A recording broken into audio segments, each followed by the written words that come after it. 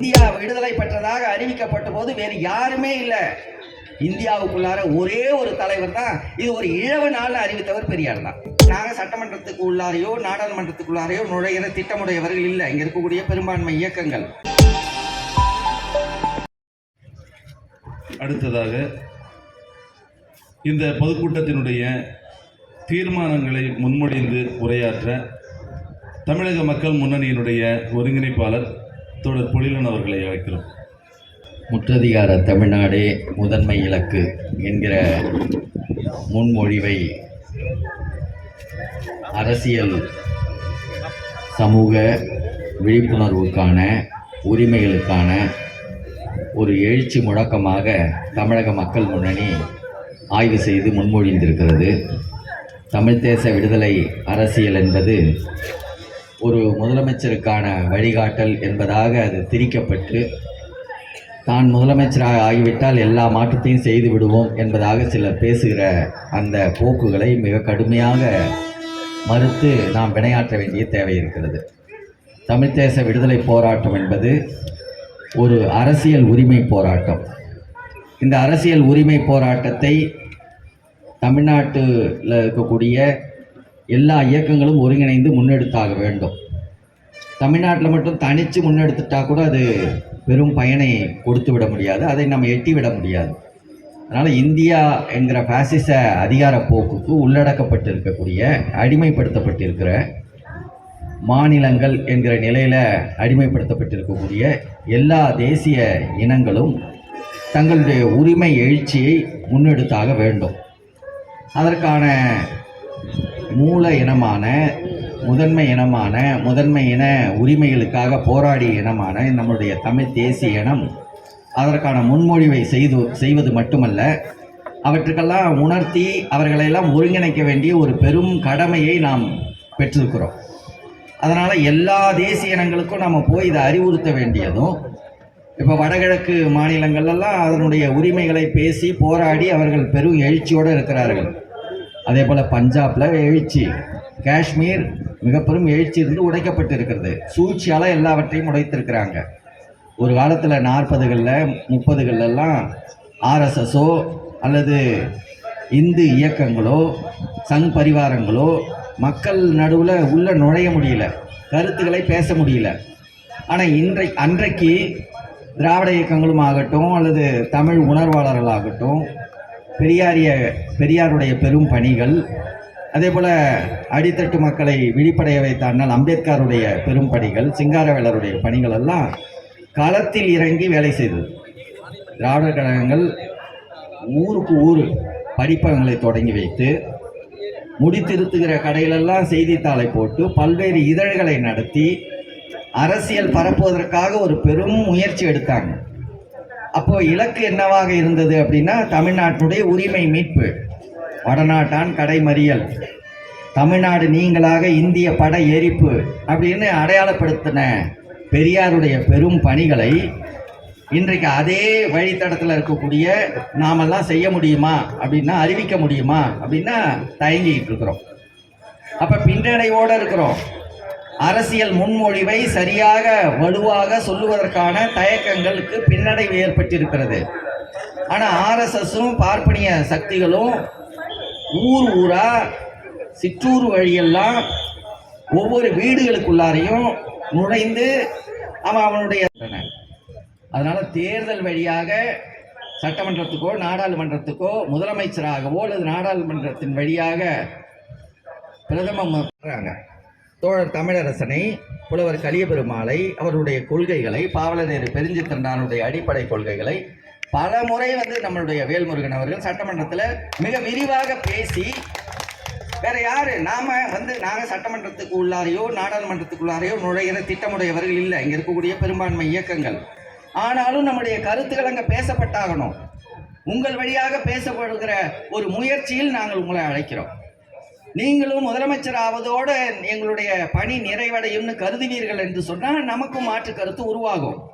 ஆனால் உங்களுடைய கொள்கை அழுத்தத்தின் வழியாக நாங்கள் உங்களை மதிப்பீடு செய்கிறோம். கட்டாயம் நீங்கள் உங்கள் வழியாக இந்த கருத்துக்களை நாடாளுமன்றத்திலையும் சட்டமன்றத்திலையும் அழுத்தமாக பதிவு செய்யணும் என்கிற நோக்கத்தில் உங்களை பெரிதும் மதிக்கிறோம், வரவேற்கிறோம். இப்படியான நிலையில தான் ஒரு ஒருங்கிணைப்பு.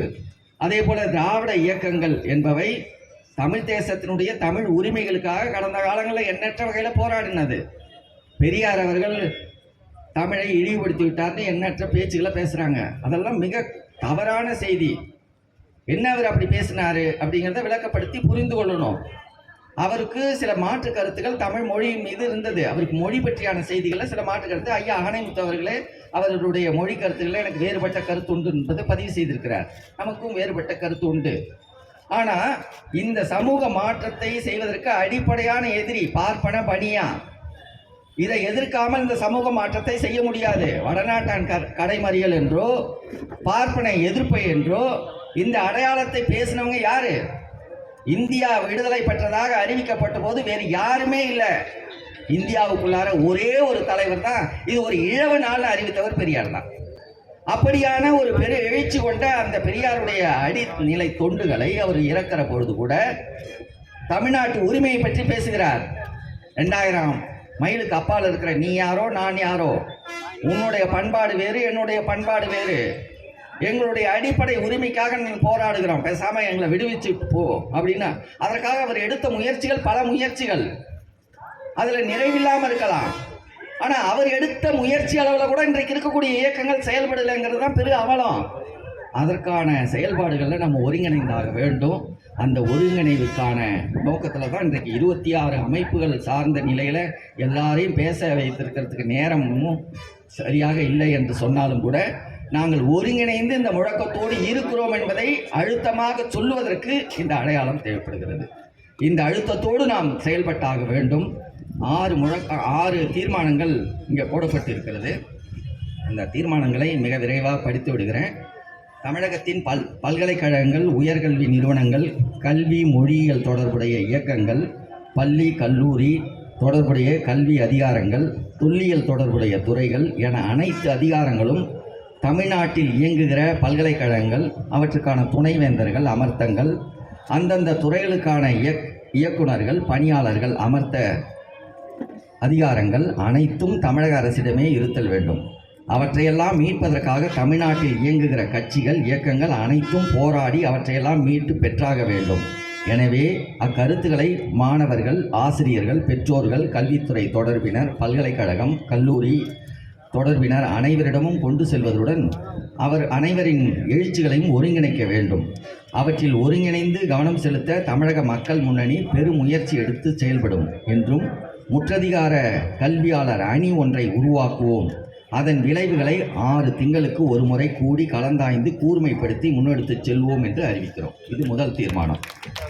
2வது தீர்மானம், பிறப்பு இறப்பு சான்றிதழ், கல்வி சான்றிதழ், பிற அரசு பதிவுகள் உள்ளிட்டு அனைத்திலும் இந்திய குடிமகன் என சுட்ட வழிப்பதிவு செய்து கொள்ளுகிற அதே போது தேசிய இனம் என்கிற பதிவில் தமிழர்கள் என்றே பதிந்திட வேண்டும் என்று தமிழக மக்கள் முன்னணி வலியுறுத்துகிறது. அதை நடைமுறைப்படுத்துகிற வரை விடாது போராடுவதற்கான தேசிய இன போராட்ட ஒருங்கிணைப்பு குழு ஒன்றையும் தமிழக மக்கள் முன்னணி முன்னின்று உருவாக்கும். அக்குழுவின் வழி மாணவர்கள், இளைஞர்கள், மகளிர், உழவர்கள், தொழிலாளர்கள் என அனைத்து தரப்பு மக்களிடமும் திட்டமிட்டு தொடர்ந்து கருத்து பரப்பல்கள், தொடர்ந்து போராட்டங்கள் தீர்வு காணும் வரை நிகழ்த்தும். இது 2வது தீர்மானம்.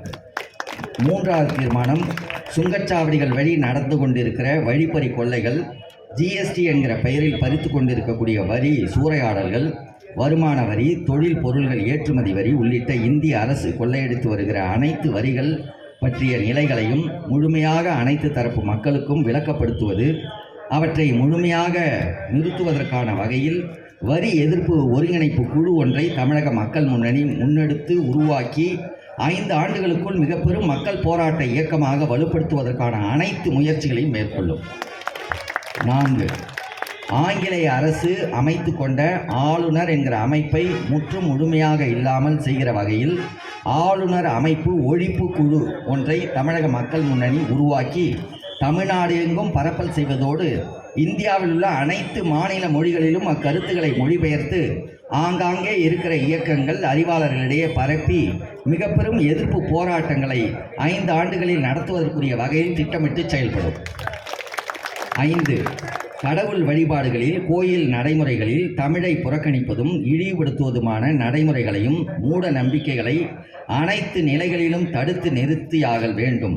மத பரப்பல்களை, மத ஊர்வலங்களை தடுத்து கடவுள் வழிபாடும் மத நிகழ்வுகளும் அவரவர்களின் தனிப்பட்ட நடைமுறையோடு, கோயில்களின் அளவோடு கடைபிடிக்கிற தன்மையை மட்டுமே ஏற்றுக்கொள்கிற அமைப்பை உருவாக்க வேண்டும்.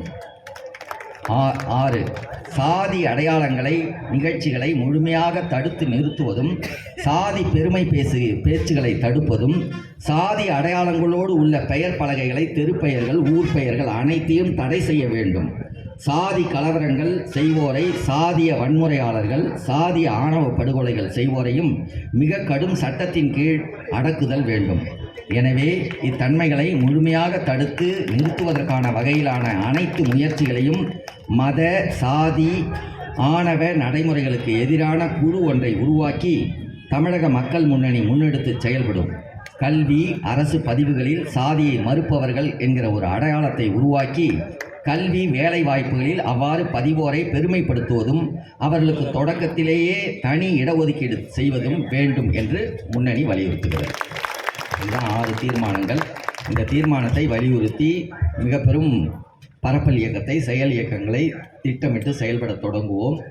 இந்த பரப்பல் பேரணி 6 முனைகளில் இருந்து வந்தது. இந்த வந்தவர்கள் ஒவ்வொரு குழுவுக்கும் ஒரு பொறுப்பாளர்கள் உண்டு. எல்லாரையும் அழைத்து மேடையில் அமர்த்தி அவர்களுக்கு இந்த துண்டு ஆடை அணிய வேண்டும் என்பதுதான் விருப்பம். ஆனால் அதற்கான சூழல் அமையவில்லை. ஐயா பழனிராசன் அவர்களையும் அம்மா அற்புதம் அம்மா அவர்களையும் கொஞ்சம் மேடைக்கு வர சொல்லி அழைக்கிறோம். அவர்கள் அந்த குழுவினுடைய பொறுப்பாளர்களுக்கு மொத்தமாக அந்த எண்ணிக்கைக்கு அந்த துண்டுகளை கொடுத்து விட்டோம்னா அவர்கள் அந்த குழுவில் பங்கேற்ற தோழர்கள் அனைவருக்கும் அளித்து சிறப்பிக்க வேண்டும் என்று கூறி அனைவருக்கும் சிறப்பு செய்கிற ஒரு நிகழ்வை உருவாக்கியிருக்கிறோம். நன்றி. அதில் மயிலாடுதுறையிலிருந்து 15 தோழர்கள், தோழர் சுப்பு மகேஷ் அவர்கள் அதை பெற்றுக்கொள்கிறார். பட்டுக்கோட்டையிலிருந்து தோழர் தங்கக்குமரவேல் 16 தோழர்கள் அதில் பங்கெடுத்திருக்கிறார்கள். அதற்கு தங்கக்குமரவேல் அதனுடைய எண்ணிக்கையை பெற்றுக்கொள்கிறார்.